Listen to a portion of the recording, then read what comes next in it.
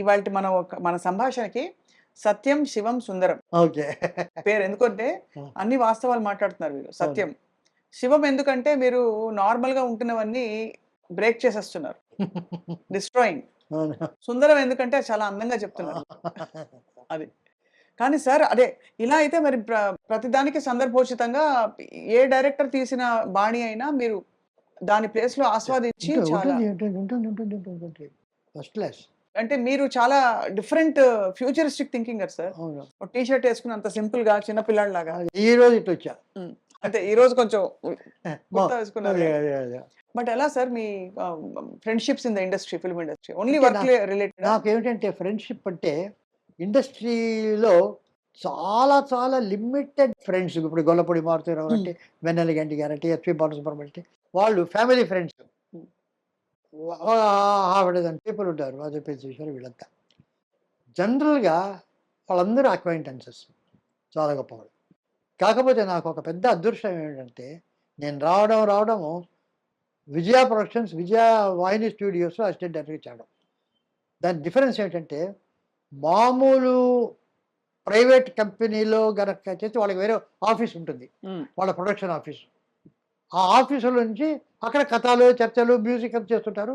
Shooting ఒక 10 రోజులు, 12 రోజులు, 15 రోజులు. అప్పుడు ఫ్లోర్‌కెళ్తారు. అక్కడ షూటింగ్ చేసి వస్తారు. సో, ఆఫీస్ వరకే పరిమితం వాళ్ళ ఆఫీస్.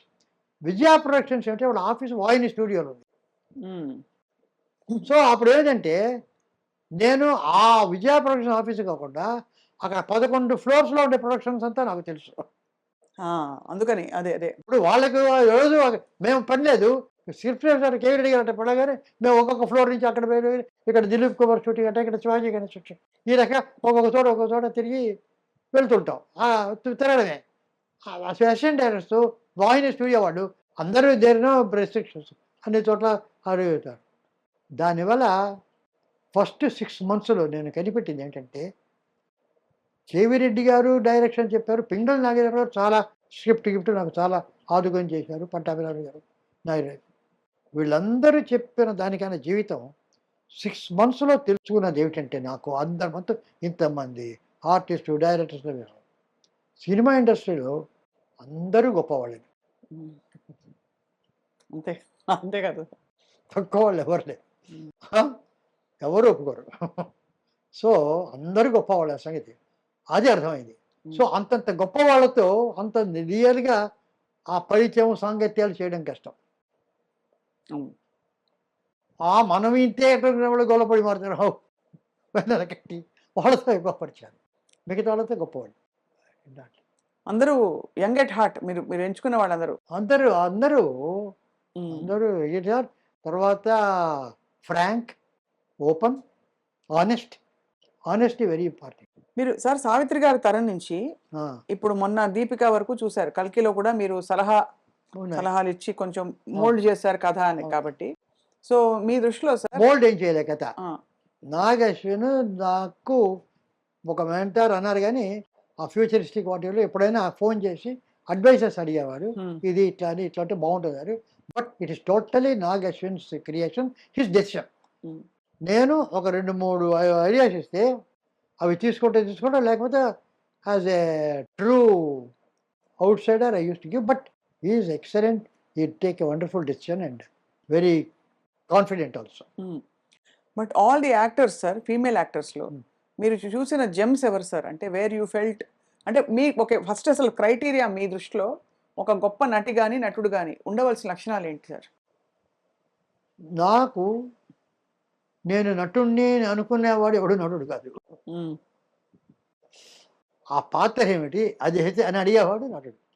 హ్మ్. అది ఎవరైనా సరే. హ్మ్. అది ఎవరైనా సరే. అంతే. వాళ్ళందరూ అంతే మొదటి నుంచి అంతే. అంతే. హ్మ్. హుహు. అలాగే అంటే మరి అలా నటీమణుల్లో మహానటి సావిత్రి అని ఆ! సావిత్రి గారి గురించి ఇప్పటికి కాదు అంటే తెలుసు. ఇప్పుడు ఆహ్, హరిబాబు అని మేకప్ మ్యాన్ ఉండేవాడు. హ్మ్. అప్పుడు రామారావు గారికి, నాగేశ్వరరావు గారికి, సావిత్రికి, శబరికి అందరికి ఆయనే మేకప్. హ్మ్. ఆయన అక్కడ క్యూ అక్కడ టీ నగర్‌లో. ఆయన ఒక దగ్గర మేకప్ తీసుకొని వచ్చేవాళ్ళు. ఎవరు గనక ముందు మేకప్ వస్తే వాళ్ళు ముందు సెట్‌కొస్తారు. అప్పుడు ఓవర్ బ్రిడ్జ్ లేదు, అక్కడ గేట్ ఉంది, ఉమ్, ట్రైన్ వచ్చి గేట్ వచ్చేస్తే ఆగిపోతుంది. సో అది దాటుకొని రావాలి మోహిని స్టూడియోకి రావాలంటే. సావిత్రి కృష్ణకుమారి వీళ్ళిద్దరూ పోటీ వేసుకొని ఎవరు ముందుకు అక్కడ క్యూలో నిలిపోతారని వచ్చేవాడు వేకోజా 4 గంటలకు 5 గంటలకు. ఉమ్. 4 గంటలకి 5 గంటలకు మరి 7 గంటలకు కాల్ షీట్ అంటే క్యూ. ఆ లోపల ఇంకొక ఇద్దరు ఉంటే వాడికి ఎవరు ఉంటే ఆ క్యూ అయితే ఒకళ్ళొకరిదే కదా వెళ్తుంది. సో క్యూలో ఫస్ట్లో ఉండాలని ఉమ్, వాడిద్దరు పోటీ వచ్చాడు. So that sort of a um, they're all dedicated. Srikrishnarjuna యుద్ధంలో ఉమ్, శ్రీకృష్ణార్జున యుద్ధంలో హోగెనకల్లో షూటింగ్, మనసు పరిగణించలే పాట, బి సరోజదేవి నాగేశ్వరం. అప్పుడు అక్కడ గెస్ట్ హౌసెస్ లేవు, ఇక్కడ ధర్మపురి అనే చోట అక్కడ ఉండేవాడు, అక్కడి నుంచి వెళ్ళాలి అక్కడ 1 గంట. సో 3 గంటలు 4 గంటకి లేచి స్నానం చేసి మేకప్ వేసి అంతా చేసి ఇక్కడి నుంచి 5:30కి వెళ్తే కరెక్ట్గా 6:30కి వస్తే 7 గంటలకు కరెక్ట్గా సన్లైట్ పిక్చర్కి ఫస్ట్ షాట్ చేయడానికి రెడీ, కెమెరా అంతా రెడీ. సో ఆ రకంగా చేసేవాడు శ్రీకృష్ణ, ఆ రకంగా పనిచేసాడు. అదేమిటో శ్రీకృష్ణార్జున నేను పురాణాలు ఇప్పుడు కల్కి పురాణం అంటే నాకేమిటంటే అంతకుముందు చిన్నప్పుడు వాళ్ళు నోముల అప్పారావు అని ఆయన మాకు బాగా చెప్పేది, భారతం చదివేది. అంతకంటే మనకు అంతవరకు తెలుసు, మల్లాది చంద్రశేఖర శాస్త్రి అలాగా వాళ్ళకంతా లేవు. But we know enough of Bharatam. నేను 2 పురాణాలకు వర్క్ చేశాను అసిస్టెంట్గా. మొదటిది మాయాబజార్, ఉమ్, దానికి అసిస్టెంట్గా వర్క్ చేశాను. రెండవది కృష్ణార్జున యుద్ధం. ఉమ్, కడుపు ఈ 2 నేను పురాణాలకు వర్క్ చేసేది, మిగతా నేను పరిచయం నాకు. ఈ 2 కథలు భారతంలో లేని కథలు. లేని కథ అది. నేను వర్క్ చేసిన 2 భారతంలో క్యారెక్టర్స్ కథలు, 2 భారతంలో లేని కథలు. ఉమ్, మాయాబజార్ ఎవరో ఒక ఆయన 16th సెంచరీలో అది ఎందుకు ఉత్తరాన్ని పెళ్లి చేసుకోవాలి అభిమానుడు, ఈ రకంగా ఎందుకు పెళ్లి చేసుకోవాలని కథ మార్చాడు. ఉమ్, శశిరేఖ అవును. అక్కడ తమిళ్లో వత్సల, నార్త్లో ఇది లేదు, ఎందుకంటే వాళ్ళు బ్రదర్ సిస్టర్ అవుతారు, అవునవును. అందుకని అది యాంటీ. ఇది గయోపాఖ్యానం, ఉమ్, ఇది జైమిని భారతంలో ఉంది, మన భారతంలో లేదు, అది చదివాం. ఉమ్, కృష్ణార్జునుడు అతను ఏదో వేంగిలి వేస్తే వాళ్ళకి ఇద్దరికీ వచ్చేది. అప్పుడు మేమంతా రీసెర్చ్ చేసేది, యక్షగానాలు అవి ఇవి గయోపాఖ్యానం ఎక్కడ ఉందని. అక్కడెక్కడ గయోపాఖ్యానం ఉందంటే బెంగాలీలో ఒక వర్షన్ ఉంది గయోపాఖ్యానం, వెరీ ఇంట్రెస్టింగ్. ఉమ్, అదేమిటంటే గయోపాఖ్యానం ముందర వీళ్ళకి రాదు. గయుడిని అర్జునుడి కాళ్ళ మీద పడమంటాడు నారదుడు. ఇప్పుడు ఆ మాట అన్నాడు, వెళ్ళి ద్రౌపది కాళ్ళ మీద పడమంటాడు.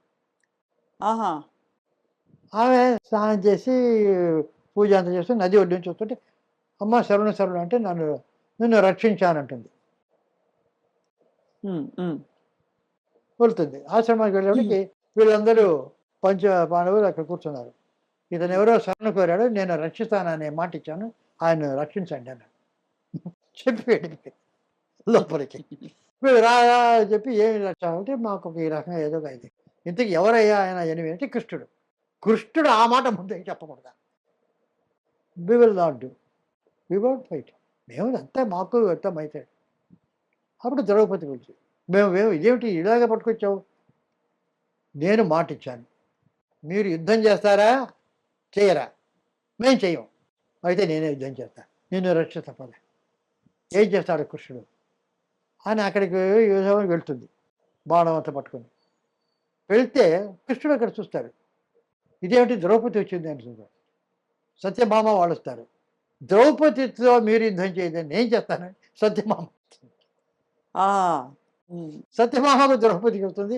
సత్యభామ రుక్మిణి వీళ్ళంతా ఒక సైడు, ద్రౌపది ఒక సైడు, వీళ్ళ వెనక కృష్ణుడు వీళ్ళంతా వెనక నుంచి పాండవుల ఎంకరేజ్మెంట్, కమాన్ ఫస్ట్ క్లాస్ అని ఫుట్బాల్ టెన్నిస్ ఎంకరేజ్ చేసి చేస్తుంటారు వాళ్ళు, అదేది కొట్టుకుంటూ. ఆ తర్వాత ఏదో కృష్ణుడు ఒక ట్రిక్ చేసి అతని కనుక లాక్కుంటే వాళ్ళు యుద్ధం చేసుకుంటే నీవేని అర్జునుడు వస్తే అలా కృష్ణార్జునుడు ఇద్దరు వస్తుంది. అలా వచ్చిన ఒక బెంగాలీ వర్షన్ ఉంటుంది అక్కడ. సో ఇది ఎన్ని ఇంట్రెస్టింగ్ బ్యూటిఫుల్ కదా సార్. చాలా ఇంట్రెస్టింగ్ అదే. We use to read a lot. కనమర లైబ్రరీ, యూనివర్సిటీ అవన్నీ చెరువిరాల భాగయ్య శాస్త్రి గారని చాలా యక్షగానాలు ఇవన్నీ చేశారు. పసల బాలరాజు కథ ఇవన్నీ చేశారు ఆయన కృష్ణార్జున. So much